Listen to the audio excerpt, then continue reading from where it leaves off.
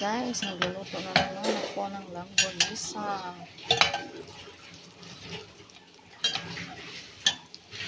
Yummy, yummy. Kailangan mag-brown siya guys. Kulang pa siya sa pagka-brown.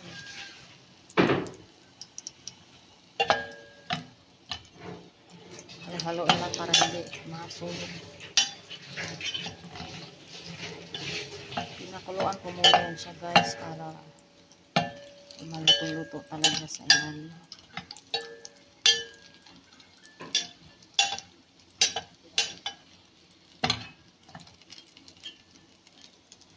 Konting brown pa.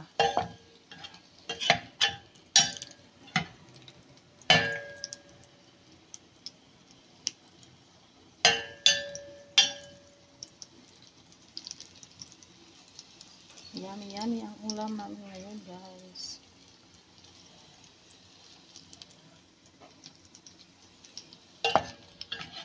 Ayan, pwede na siya.